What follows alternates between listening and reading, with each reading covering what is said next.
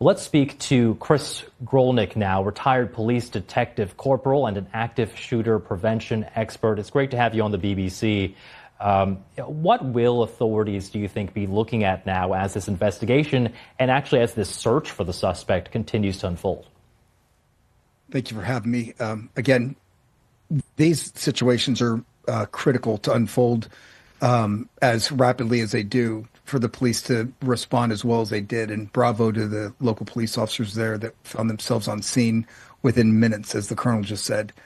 The first thing they're going to do is look for a photograph or any video evidence of the subject or the evildoer, probably entering the hall or exiting.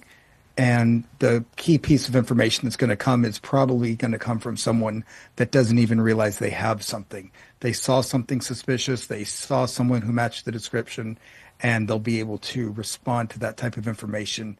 And I assume from, a historical look back, that's probably how they'll be caught. Yeah, and just a reminder, the only description right now that we have of the suspect is that it was a male dressed in black who then left the building. And we don't have any updates on where that suspect might be, where the searches are taking place. And the suspect is still believed to be at large. So, and just to ask you, in terms of the difficulty of this kind of search, an urban area, a university area, how will the authorities there go about trying to contain the area while also trying to locate the suspect?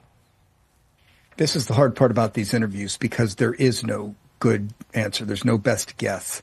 To make matters worse, the preliminary information that comes out following one of these is traditionally wrong.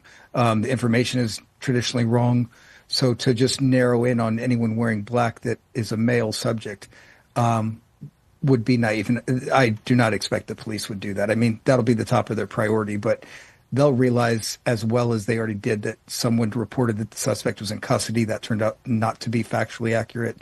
Turned out to be only a couple people shot. Now it's 2 dead with 8 wounded.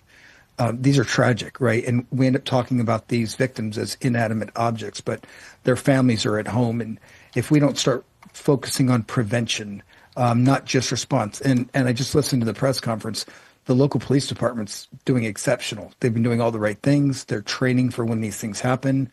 But we, the viewers specifically, need to understand these events happen from 0 to 8 minutes traditionally. Over a 26-year period, that's the time frame. And the average police response is about 8 minutes. I think we're a couple hours in or a little more than that right now, and we're still responding.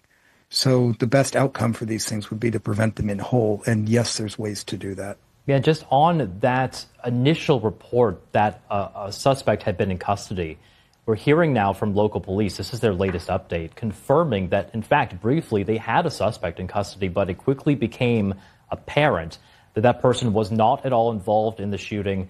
They determined that the suspect had no involvement and was then later released. So it just shows how difficult this kind of search can be. There was this interesting question that came up during the press conference there, just asking about the kinds of trainings and preparation that either local law enforcement, especially universities and schools, do go through to prepare for this unfortunate kind of situation, an active shooter situation. Can you help us understand how would a university like Brown or a city like Providence prepare for the event that something like this does take place? Well, there's a national standard for response, and that usually entails some type of training mechanism that starts with a training exercise as in a tabletop where you game, if you will, war game against a would-be evildoer or more, or in the event of the worst incident, some type of terrorism attack. And they strategize how they'll respond when the call goes out to dispatch, how long it takes them to get to where they're going, and then they need to navigate their way through. And I don't mean to bring this back to prevention 100%, but it's important to understand the person they took into custody was probably responding themselves, trying to save themselves and running away and acting erratic, or that's the information I have from another source. It would make sense that they would detain somebody like that. But just in the same factor, those officers responding are just as spun up as some of those victims. And while they have badge guns and powers of arrest, they're human. So understanding the human element, we really need to focus on prevention. And instead of searching for an area for someone, we should be issuing indoor mapping to every law enforcement officer possible. We should be issuing some type of analytics for cameras. There are so many cameras around that university. There should be some type of mechanism to trigger that analytic to say a would-be evildoers entering the building. This is the door they came in. This is the door they came out. I mean, facial recognition was a thing of the past in 1991. We can use it now. We just need to learn how to be more prepared without scaring everyone. And these things invoke fear. They're very low probability, but they're extremely high impact. And if we look at the impact it's having right now, many people's Saturday nights are ruined. Two families are going to be devastated for Christmas forever.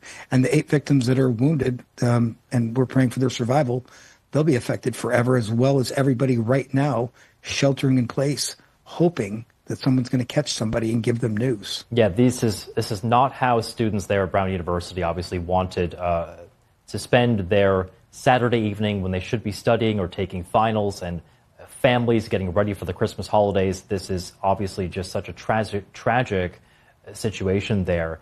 And just last question for you, Chris. Speaking of the students that are there on campus, many of them, as we've been told, currently sheltering in place. What kinds of information, maybe preparation, are given to students? Because this is a day and age when, this is something that campuses actually do have to prepare for. So that's a great question. And I think we need to look at this and delineate between a K through 12 setting and then a place of higher education. If we just go to the K through 12 setting, parents at home need to hear this. Your child is being taught one of 22 different standards for what to do in case of an active shooter. Some of them are fear-based, some of them are knowledge-based, some of them have really good protocols.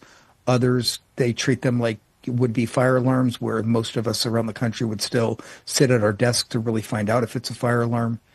And higher education, it's anybody's guess. So traditionally the regent or boards of directors or trustees would hire or approve a local law enforcement agency, even the FBI, who has great training programs, but they're very response-centric, and they tell everyone. And we'll use my family, for example, so I don't instill fear in anyone. But if my family were involved at Brown University right now, the only thing they would know is all the great things that the police are going to do once they get there, and hope everything goes right for the police when they're there.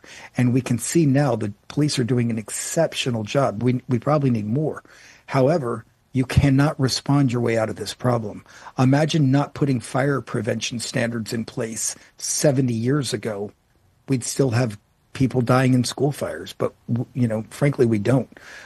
Because we're giving them all the tools that they need. And that's what this national standard is all about, a standard for prevention, and we can stop these. And then when they respond, if they still do happen, because there will, just like fires, they still break out, we'll give the best tools possible to the responding officers. And those are some of the peripherals that we just talked about, or even Internet of Things can help. But to the people sheltering in place right now, I'm praying for you. Try to stay off social media. It won't be a very good thing for you. And just watch the news for updates, and be with the one you loved if you can, and be on the phone with somebody you can reach out to and get some support. Yeah, absolutely. Chris Grollnek there, retired police detective corporal and an active shooter prevention expert. Thank you for your time. Great to have you on. Thank you so much again.